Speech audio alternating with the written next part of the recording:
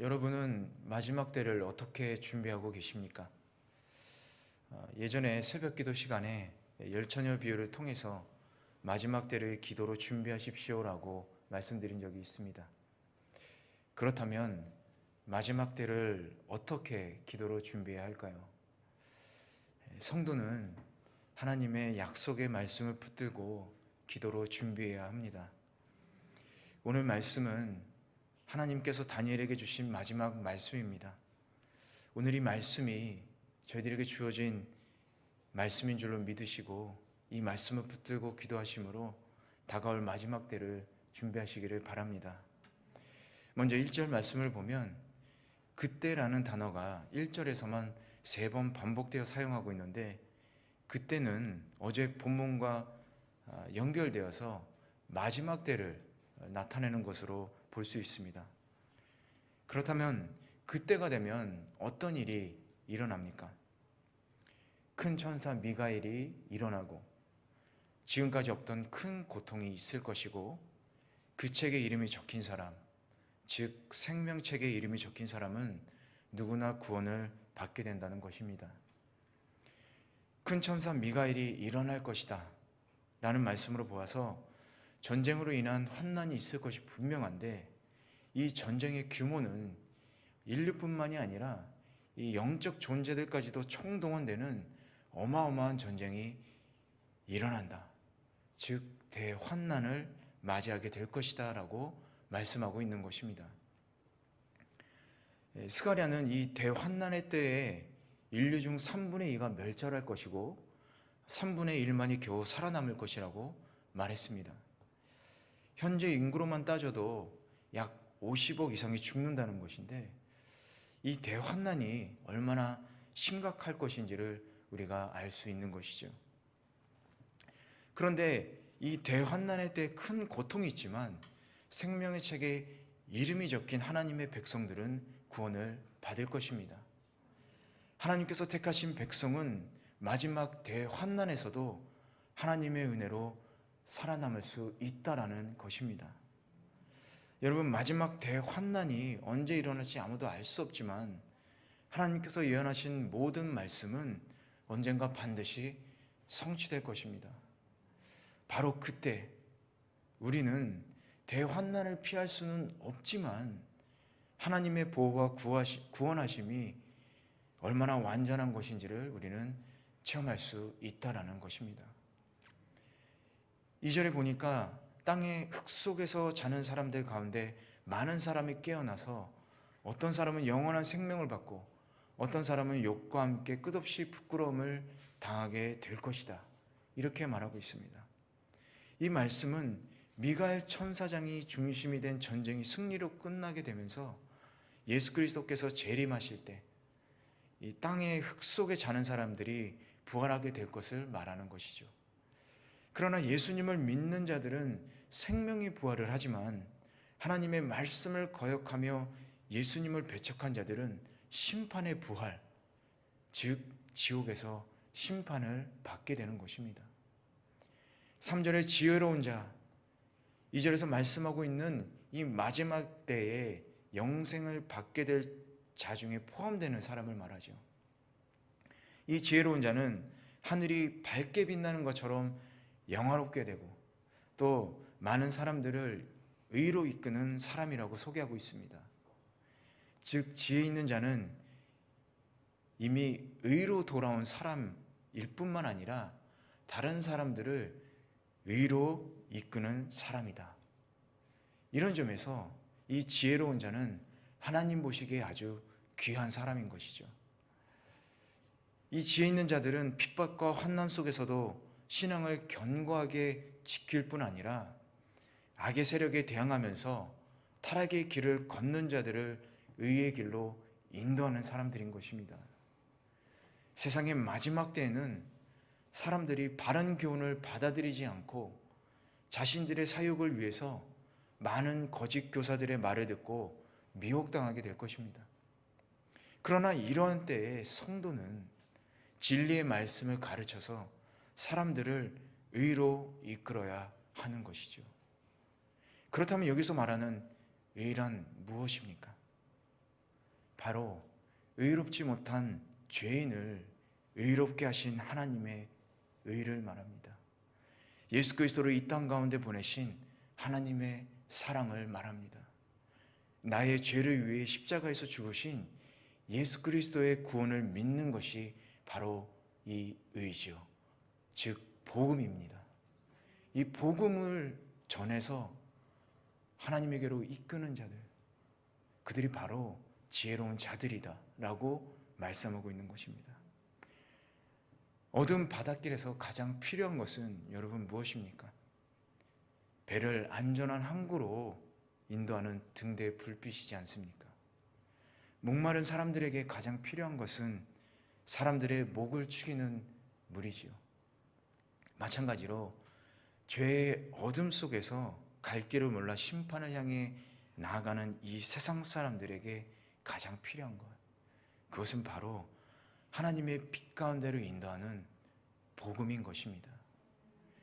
성도인 저와 여러분이 예수 그리스도의 제사함으로 의로운 성도가 된 것은 이 땅 가운데서 죽어가는 영혼들을 의의 길로 인도하기 위해서인 것입니다. 그렇기 때문에 지혜로운 여러분 한 사람 한 사람이 귀하고 또 세상에 필요한 존재인 것이죠. 사랑하는 동경오늘의 교회 성도 여러분, 하나님의 귀한 백성, 세상은 필요한 빛이 되시기를 축원합니다. 오늘 말씀에서 지혜로운 자들은 영생을 얻어 영화롭게 된다라고 말씀하고 있습니다. 지혜로운 자들처럼 영생을 얻어 영화롭게 된다는 말씀을 여러분 굳게 믿으면서 마지막 때에 복음을 전하며 기도로 준비하는 그런 복된 성도들 되시기를 간절히 축원합니다. 우리 4절에서 10절 말씀은 뒷부분을 중심으로 보도록 하겠습니다. 먼저 4절에서 10절 함께 읽어보도록 하겠습니다. 시작. 너 다니엘은 마지막 때까지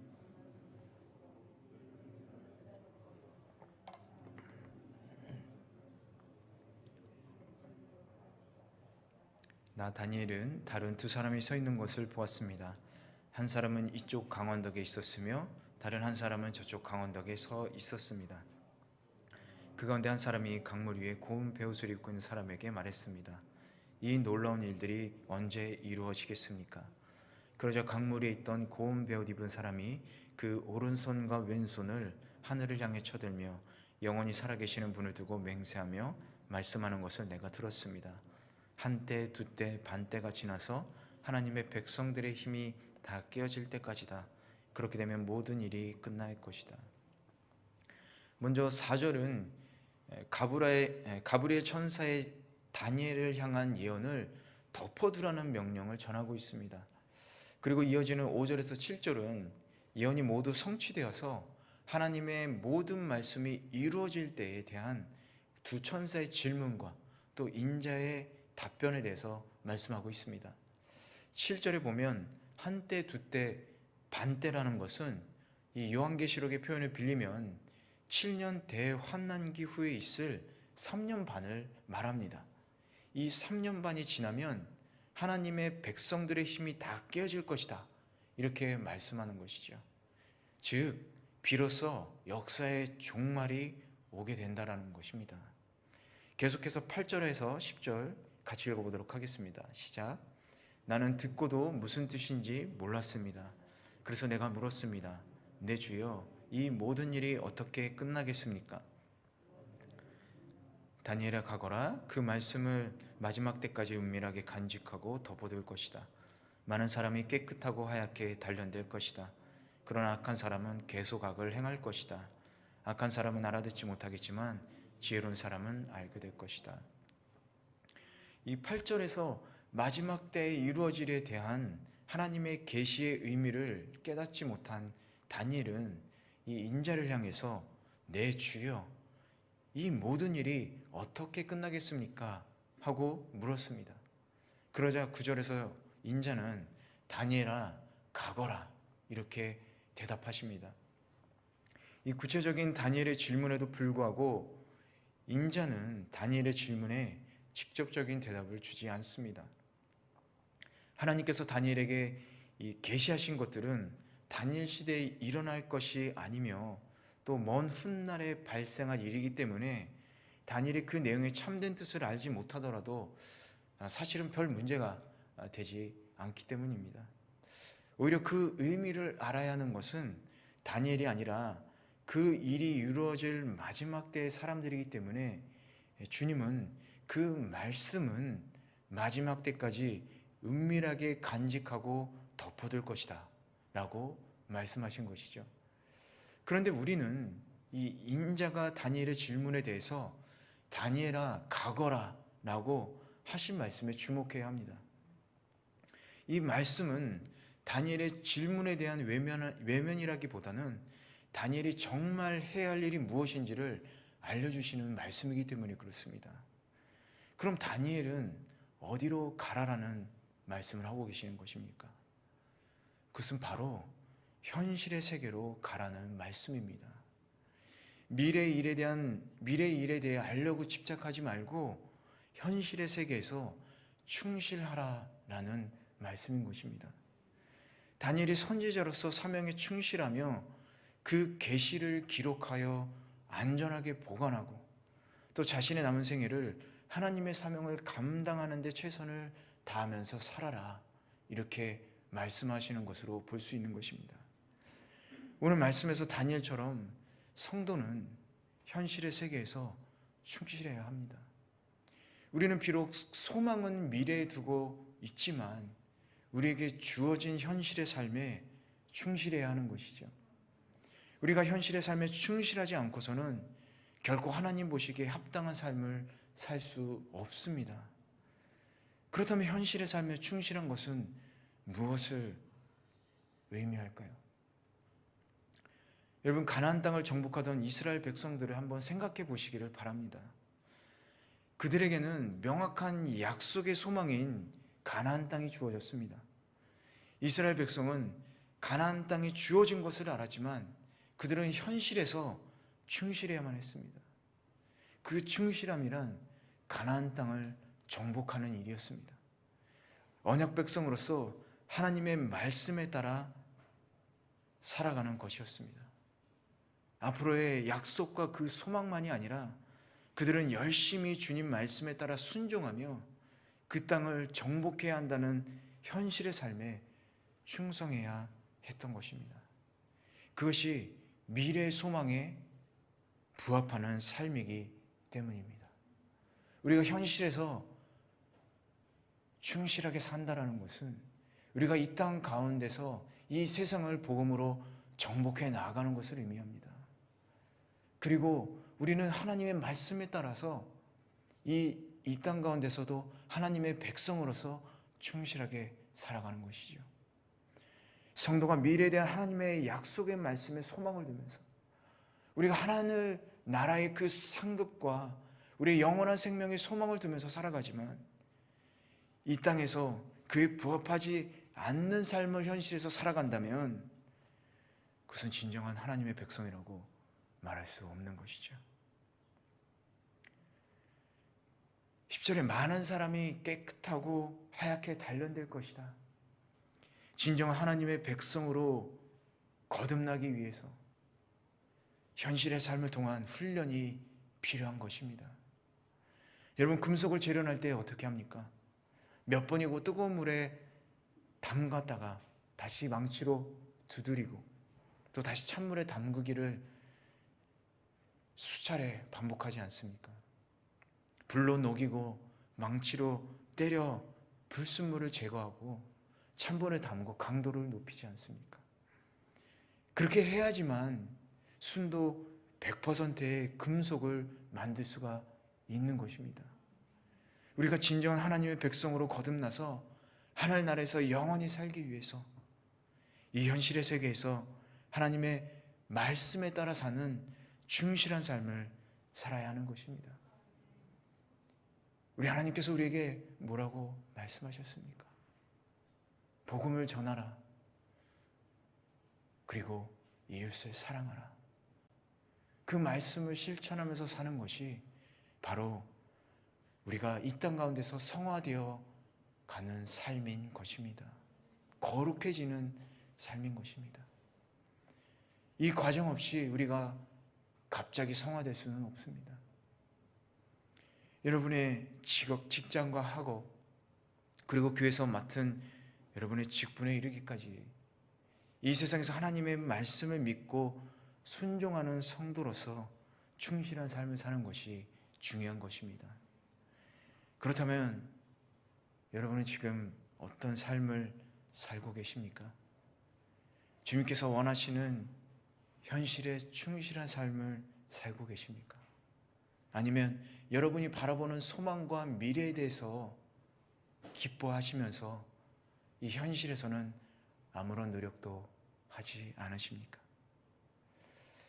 다니엘은 85세가 넘은 나이에 미래의 계시를 받았지만 그의 일생을 마치기까지 자신의 주어진 직무에 충실해야 한다. 주님께 그 말씀을 들었습니다. 마찬가지로 우리들도 오늘 주님께서 말씀하신 대로 미래의 소망을 두면서 그 미래가 이루어지기까지의 현실에 충실한 삶을 사시기를 주님의 이름으로 간절히 축원합니다. 우리 마지막 11절에서 13절 같이 한번 읽어보도록 하겠습니다. 시작. 날마다 드리는 제사를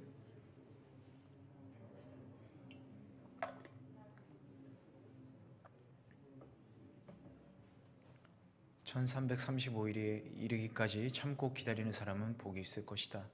너는 마지막까지 내 길을 가거라. 내가 죽어 평안히 잠들어 쉴 것이다. 마지막 날에 일어나서 내 상을 받아 누릴 것이다. 여러분 잘 아시는 백의의 천사 나이팅게일은 30살이 되던 해에 다음과 같은 일기를 썼습니다.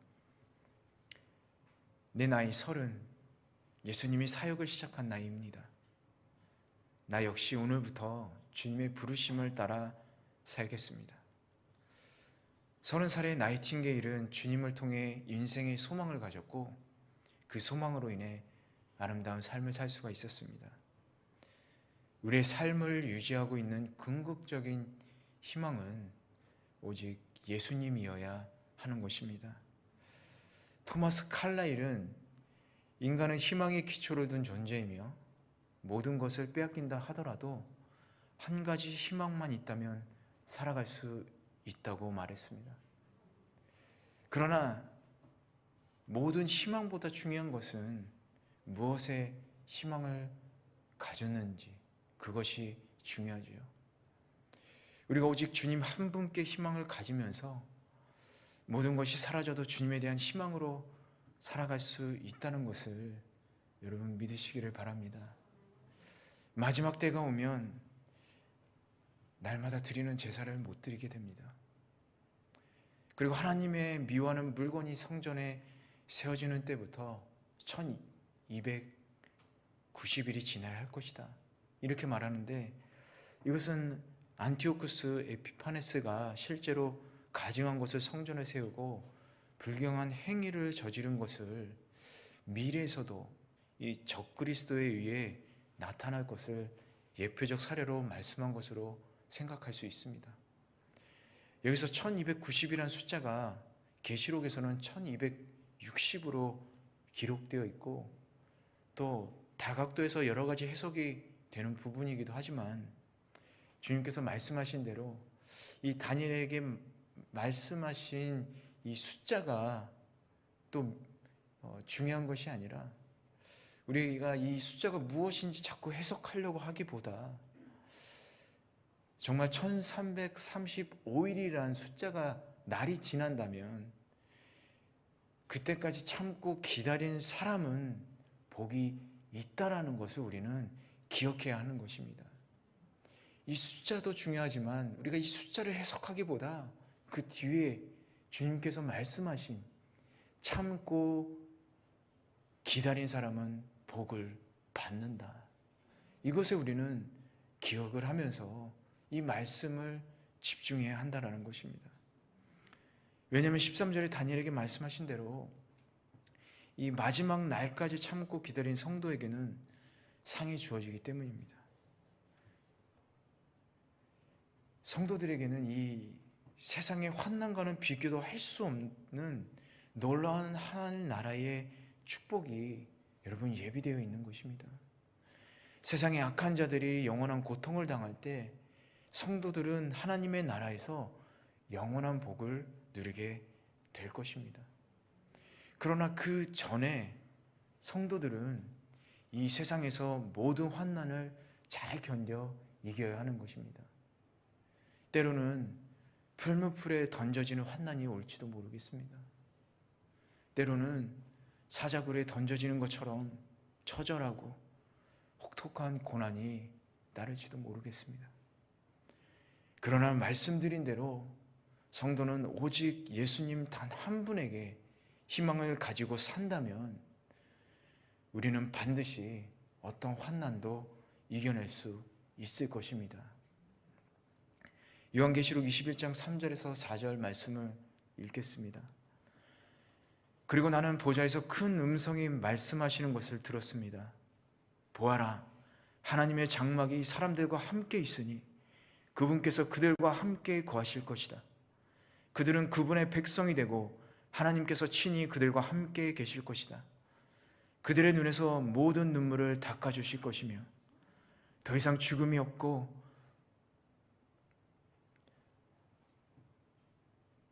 다시는 슬픔이나 우는 것이나 아픈 것이 없을 것이다.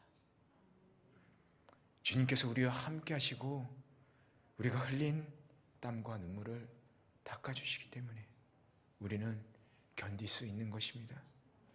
또한 이 모든 과정을 통해서 우리는 하나님의 도우심과 보호하심 그리고 전능하신 능력을 분명하게 확인하게 될 것입니다.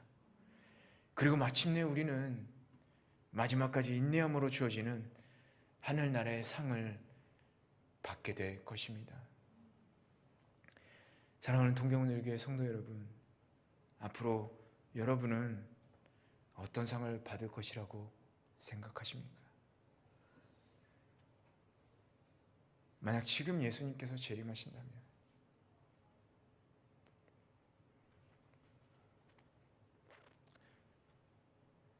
저는 예수님 뵐 면목이 없습니다.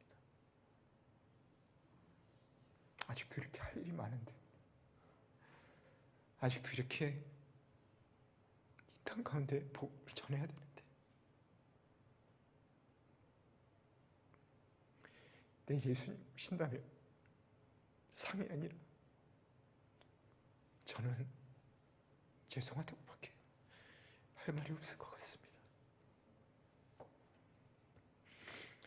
여러분, 세상의 상이 아니라 지혜로운 자로서 주님께서 준비하신 상을 받으시기 바랍니다.